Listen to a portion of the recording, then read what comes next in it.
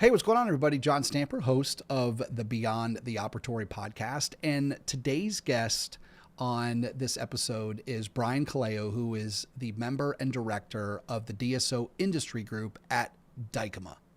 I'm very excited for you to watch this episode as well as the additional 2 episodes that we did with Brian for a host of different reasons. When I think about somebody in the DSO space who has transformed this part of the dental industry, I think about Brian. And sure, Brian has years of experience on the legal side of dentistry, and Dykema is helping, this middle market side of the DSO space with, buy side and sell side transactions. I mean, I think that's kind of the technical piece of what Brian has brought to this industry. But I think what you're going to learn in watching these episodes with Brian is the additional commitment he has made to continue to learn and be a student of the industry. Whether it is the time that he recently has spent understanding and learning more about some of the technology that is being brought into the dental space, and or some of the startup organizations that are wanting to launch in the DSO space. Brian has made a commitment to have his hands in all of these things. And I think when you look at his annual conference, which is the Dykema DSO conference, which is the largest DSO event in the industry, you don't continue to grow that if you don't spend the extra hours to really learn and understand what is important and where things are going in the industry. Brian has positioned himself as an individual that companies and DSOs and organizations alike look to when they not only want to understand where the industry is going, but maybe understand what didn't work, what are some of the things that they could do better. And so having this opportunity to spend some time with Brian on these 3 episodes, through the lens of Beyond the Operatory, we went down some different roads, and I'm really looking forward to learning from Brian, but more importantly, seeing the passion that he has for this space through these episodes. Enjoy.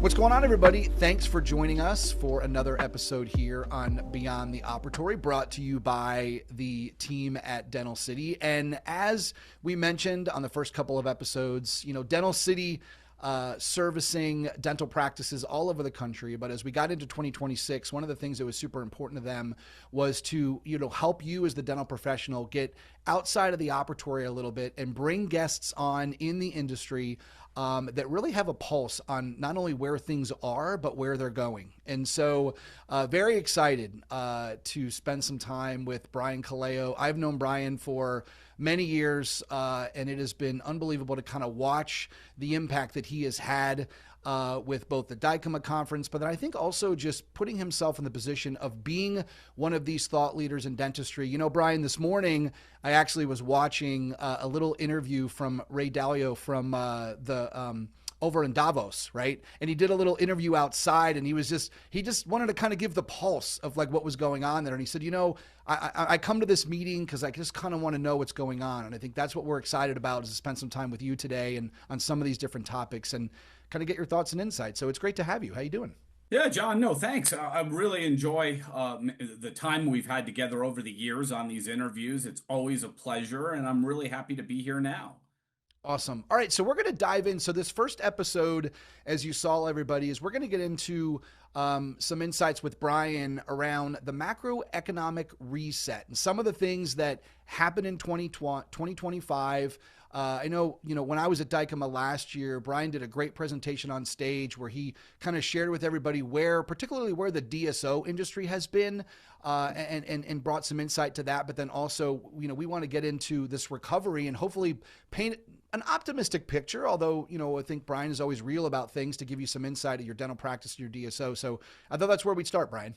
Well, I mean, it's interesting because the way you framed the question, I know what you're getting at, but the way you framed it was, the things that happened in 2025, the way I want to look at it more, unfortunately, it's the things that didn't happen.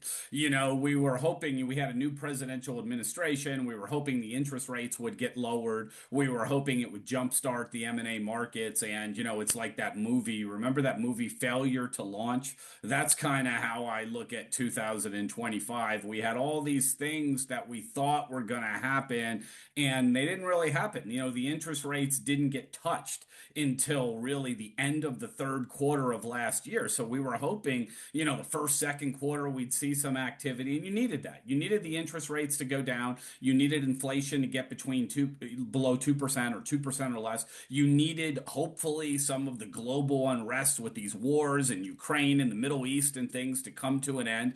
And like I said, it was more a story of things that didn't happen. The wars didn't get resolved. The interest rates, they did get lowered in the fourth quarter, but most of the year they didn't get lowered, and they didn't get lowered enough, certainly, in the fourth quarter. And inflation stubbornly, was above 2%. It was even rising for the first part of the year.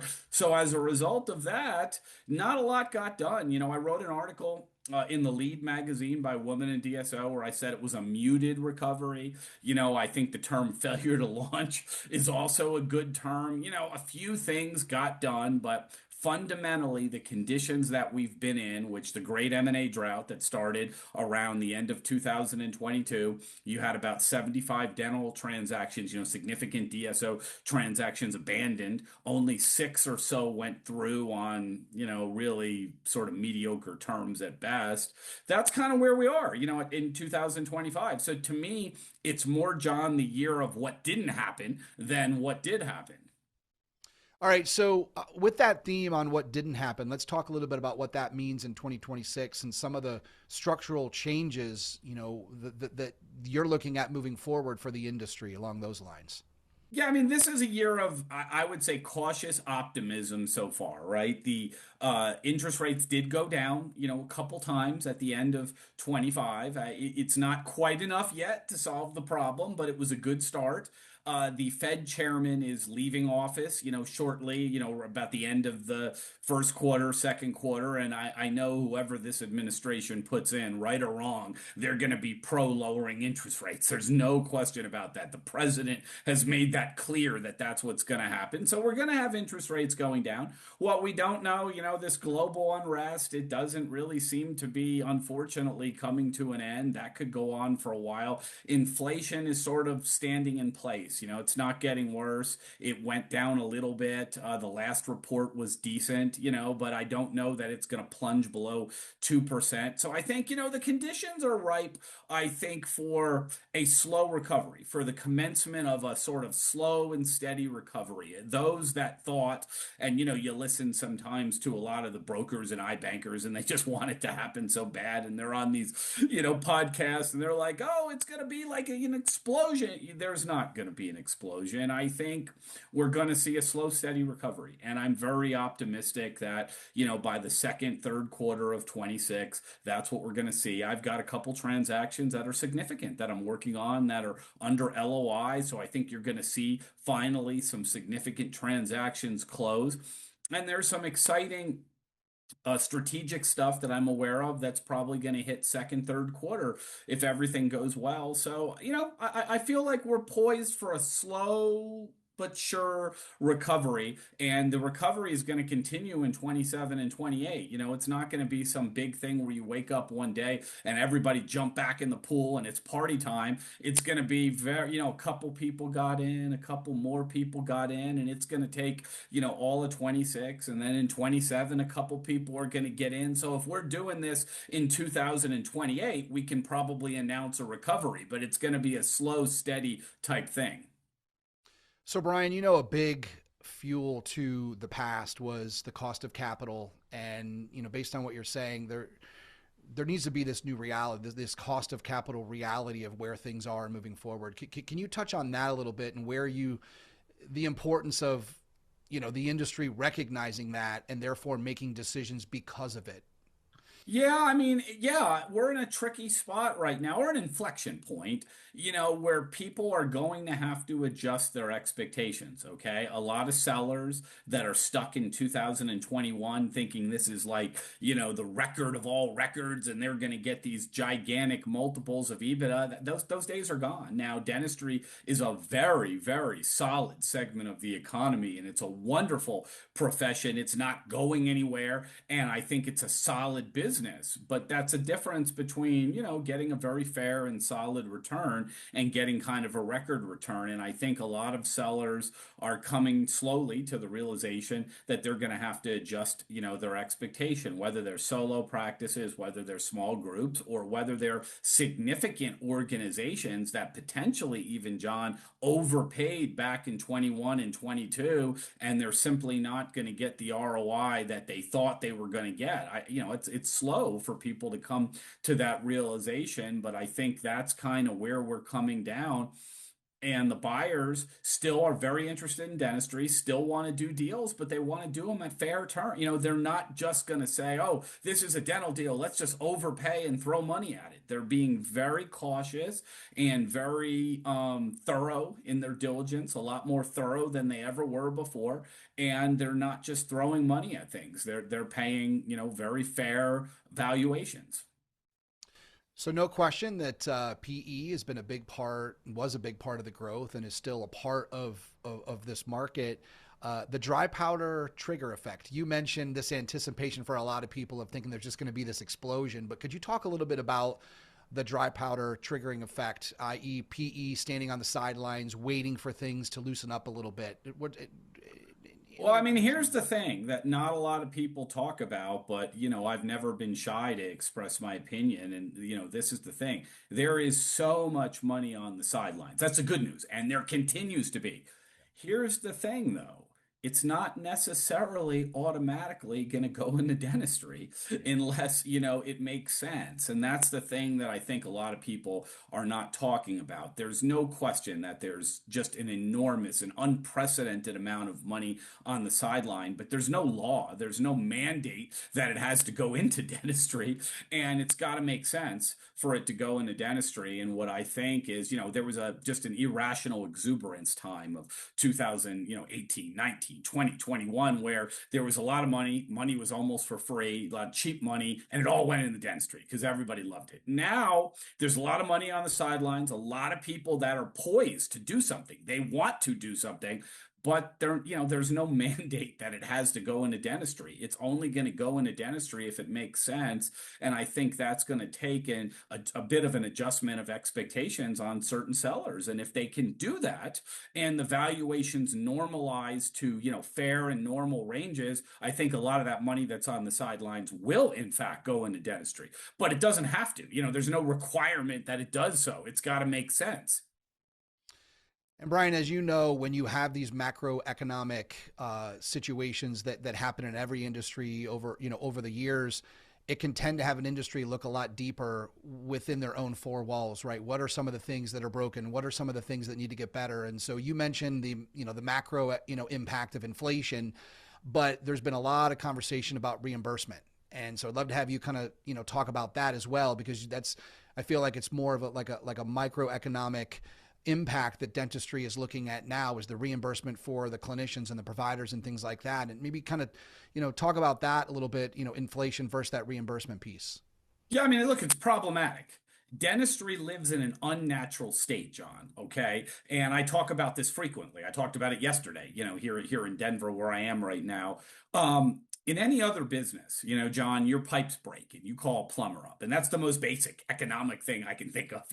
Your pipes break, you call the plumber. There's nothing complicated about that. That's a simple law of supply and demand and everything else. And in this market, the plumber is going to tell you, hey, John, happy to come and address your pipes, but, I have to put a $25, $30 fuel, surcharge on there because, the gas has gone up, and, for me to drive all the way across town to your house, there's now going to be a surcharge. And you can, I'm picking on the plumber, you can pick on the appliance repairman, any type of basic situation. They're going to pass that, the increase along to the consumer. And that's just a healthy economic thing. I mean, it might stink that now you got to pay $30 extra for the plumber, but that's just basic economics, and that's the way it works.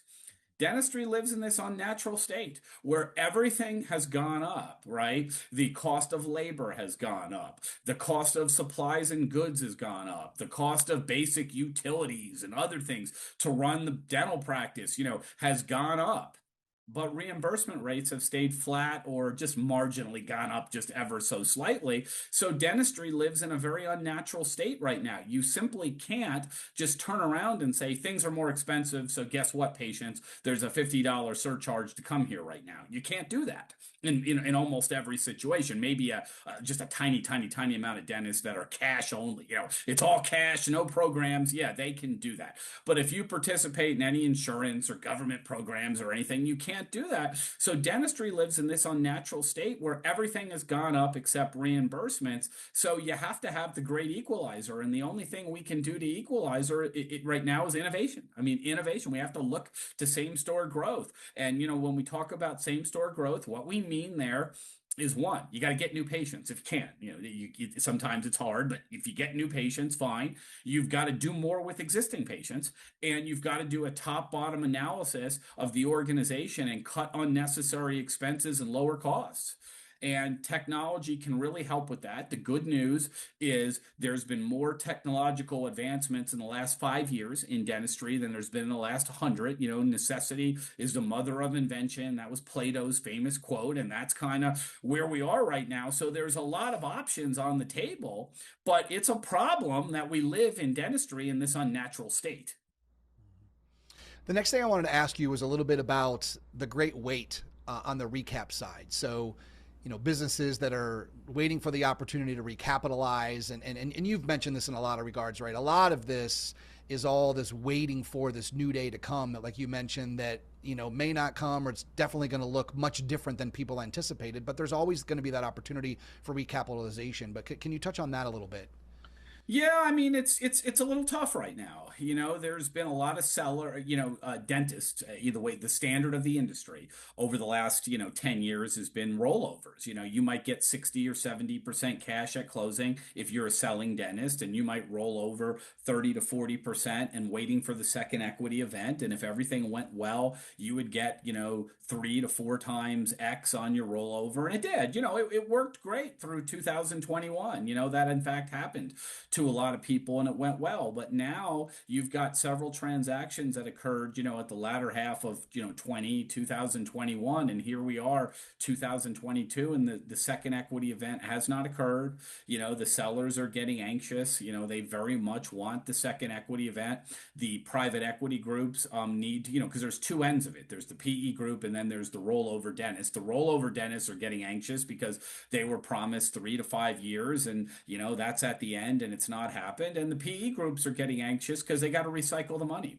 That's the way the system works. These funds last 3, 4, 5, 6 years, and you got to recycle the money. And if you can't recycle the money, the term I use, crude as it might be, is it's constipation. It constipates the whole system. And just like anybody that's ever been, when you get backed up, it's not good. The same thing happens on an economic level. It constipates the whole system if you can't recycle the money. And that's a little bit where we are, right now, where we've got to be able to recycle the money. And that's the point I made a few minutes ago. I think people are going to have to, at some point, adjust their expectations a little bit to get that done. But that's kind of, where we are. It's straining the system. The dentists want their second, the dentists that rolled over, capital want their second equity event, and the PE groups want to recycle the money and move on to another investment. Brian, in every, I guess what you could call up market, there's always going to be businesses that over leverage for the anticipation of where they think things are going to be. And so can you touch on a little bit some of the distressed assets, both in the context of, are you seeing a lot more of it? But I know that's one of the things that you all help at Dykema is, how you manage some of these complex situations, for these fire sale DSOs that had to go through that may have got over leveraged, during the so-called good times of, low cost of capital and all of that. Yeah, I mean, there's no question people over levered with cheap money. And unfortunately, the phenomenon that hit the industry, in late 2022 was the interest rates doubled and tripled in some cases tripled, doubled in many cases. So you might have an organization, John, that at the beginning of 2022, very healthy, would have 100, I'm just by illustrative purposes, would have $100,000 in free EBITDA every month. It was just going great. Every month you could count on, or more, 100, 200,000 of free EBITDA every month. And when the interest interest rates tripled, you went from that very healthy condition to having to lay off, 10, 15, 20 people just to break even and not lose money. And it was frightening. And it happened in a not good way, breathtaking in a bad way. It was breathtaking how quick, it all occurred. And 23 was a very, very tough year. 2022 is when it all hit. It was just boom, and then it took everybody, they were stunned, for a few months. And then end of 22, beginning of 23 is when a lot of that tough stuff happens you're talking about. A lot of receiverships, a lot of banks, taking the keys, a lot of, having to restructure, renegotiate very quickly credit facilities and situations like that. And it was very difficult. A lot of people got laid off. A lot of management teams were replaced. A lot of organizations, had to be, sort of repossessed, in a sort of way by the banks. And it got really, really tricky. Most of that ran its course in 2023 and 2024. Last year was, the first year that everybody started to move forward again. A lot of folks, were hit really hard in 23 and 24. 2025, granted, it wasn't like some huge jump, leap, and bound, but they started to move forward in the right direction in 2025. And I think that's where we are in 2026. Most of the real unfortunate ugliness that we had to work through, we worked through in 23 and 24. I think, some people still have some challenges in 25 and 26, but it's not to the degree it was in 23 and 24. They were really bad years. I mean, like, we were busy, but we were busy. I want to be busy doing big transactions and adding value and letting people buy stuff. I don't want to be busy like I was in 23, 24, negotiating with banks that were ready to take the keys, having to do mass layoffs, having to restructure organizations. But most of that is behind us. I think most of the organizations are, they're well on their feet. They've not returned to record highs or anything, and they're still, trying to move forward. But most of the real ugliness, occurred in 23 and 24, and that's behind us now, and we're moving forward. So during those good times, I feel like the term multiple came up much more in conversations with dentists and DSOs. Like, I mean, you'll know this better than I. Not to say that dental practices were always looking at their multiples over the years, but it really felt like it was something that you heard more often, especially as things got really crazy in the go-go years. And I know that's probably a question you get now is what is the new normal from a multiple perspective? So I'd love to have you kind of share a little bit about that, because I know there's a lot around that. There's a lot of emotion around that. You're in the trenches along with your team of being able to share with people what's realistic in a time frame from a multiple perspective for a dental practice. Yeah, well, I mean, look, I think maybe if you're hearing multiples less, it's because there's less transactions going on because we're still in a bit of an M&A drought. It's important. I mean, the importance of the multiple hasn't gone down at all. I mean, that's the determining factor for valuation. So it's not gone anywhere. And I think when the transactions pick back up, you're going to hear about it all the time. But I think there's been less transactions. When transactions were occurring at a record rate in 2019, end of 20 after COVID, 21, you're talking about multiples every day because the transactions are falling from the sky. Now they're few and far between, so you maybe don't talk about it as much, but multiples are as important as they ever were. And I think, you're going to see lower multiples, quite frankly. I think people overpaid. Nobody quite knows what the new normal is going to look like other than it's going to be it's going to be lower. Everybody knows we're not going to revisit the highs of 2021. Probably shouldn't. We got carried away, and it was probably a little unhealthy to pay as much as got paid in, end of 2021. But I think they're going to be, they're going to be lower. The deals that have occurred, there haven't been many, but that have occurred in the last 3 years, if they're bigger deals, instead of getting, 13, 14, 15, 16 multiples, they were like 10, 10 and a half, 9 and a half, things like that, for the bigger deals. The smaller deals, back in the heyday of 2021, if you were a solo practice, you might get a 7 multiple or something, which was just crazy. Those have gone down to 5s now. And, I mean, to be frank, they were always around fives, and then they had that short time period of like 19, 20, and 21 when they just escalated, and you got to what I thought were maybe even unhealthily, if that's a word, unhealthily or unhealthy high, numbers or whatever. I think those are returning to, fives, five and a half, maybe if you're best in class, six or something, but you're not going to see, those types of things. And that's what I think. We don't have enough transactions going on that I can absolutely tell you with certainty, but what I have seen is sort of in those ranges. So we started this conversation, this episode, about you being cautiously optimistic. And is it safe to say, Brian, that in times like what we've gone through the last couple of years, along the lines of this multiple topic, that it can drive an organization to look more inward at their business? Like, what can they do to help them become more valuable? And I know in our next episode, we're going to dive into same store growth. I know you want to kind of get into that a little bit, and I'm looking forward to that. But, do you see some positives of, I mean, you mentioned, when things get unhealthy, that this has kind of driven some organizations to really look internally and make sure that they are doing things to continue to be more valuable. I guess the better question is like a more healthy value, right? A more healthy multiple that you can feel confident in, that's not based solely on market conditions, but more of like what your practice is actually, what the value is, if that makes sense. Yeah, I mean, for a while, yeah, it does make sense. And for a while, I think the industry got caught up in the M&A craze because money was so cheap. And there was a very, unhealthy phenomenon going on. People that did not fundamentally understand the business of dentistry were trading. They were buying organizations and then selling them. And I think the music stopped around the end of 21, but maybe first quarter of 22. But they were able to successfully do it without fundamentally understanding the business of dentistry. They were able to buy aggregate EBITDA and then gain an arbitrage of they bought low, they sold higher, and they got out and they actually made a nice healthy return without really fundamentally understanding the business of dentistry. Those days are over with. I think what you're saying and how I interpret your question and the answer is, those days are over, and it forced the industry now that you have to fundamentally understand the business of dentistry.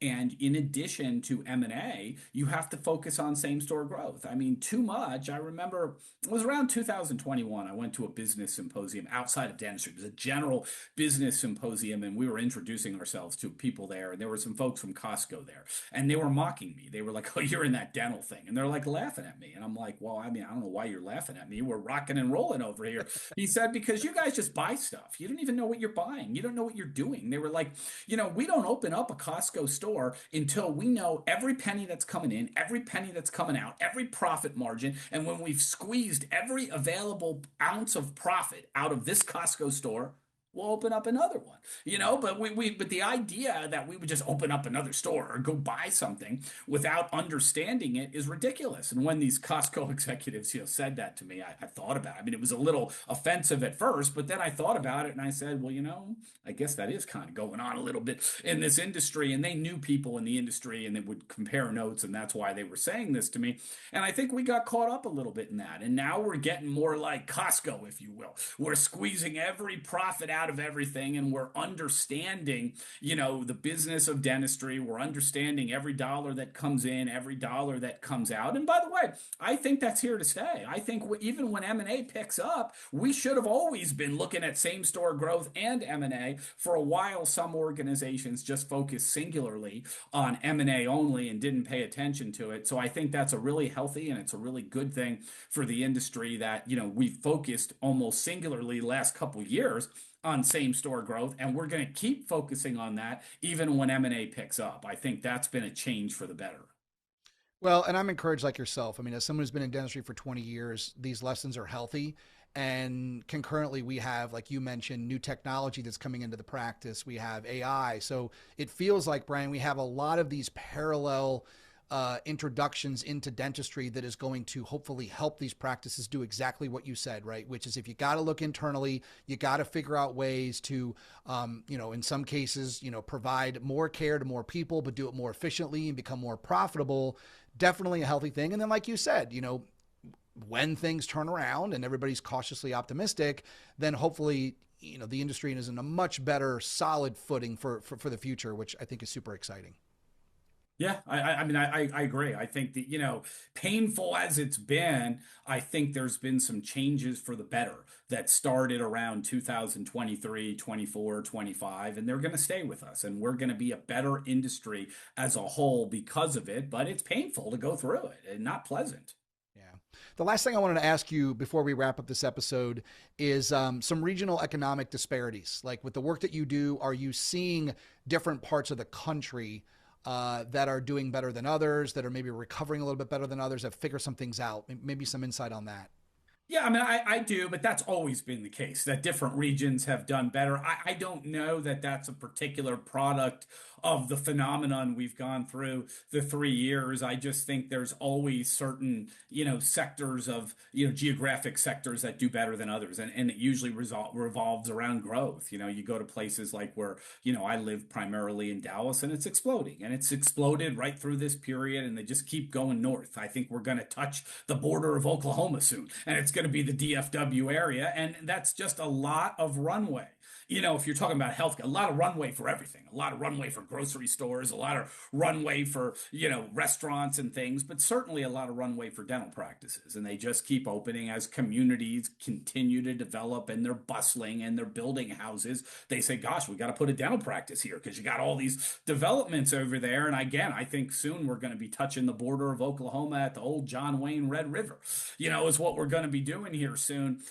That's an example of something that's exploding. And really, there's other areas that, people are leaving, and they're not spending time and they're becoming somewhat depressed areas. But I think that's always, sort of the case. And it has to do lately, with taxation. Like there's a huge migration from the Northeast down to Florida because Florida has no state income tax, very favorable economic conditions. People tend to be raising taxes, up in the Northeast, in the New York, Massachusetts areas. So when you see people migrate and they leave, I think dentistry follows that pattern. If a bunch of people go down to Florida, you're going to see Florida activity increasing and you're going to see decreases in places where people leave. And that's continued to go on, and we're going to see that. And I think some of it has to do with tax patterns, as taxation goes up in different, states treat taxation a lot differently. Some people are going to relocate. Awesome. Well, Brian, this has been a great foundation of a couple of these episodes with you. I think the next episode, everybody, we're going to get in with Brian on same store growth. I think this is really a great way to kind of get this started. And again, if you're watching this on YouTube, I would love to have you subscribe. If you're listening to it on Spotify or Apple, love to have you subscribe as well. And we're going to have Brian join us for the next episode, which is same store growth. So with that, Brian, thanks again for all of your insights on this one, and we'll see you on the next. Looking forward to it.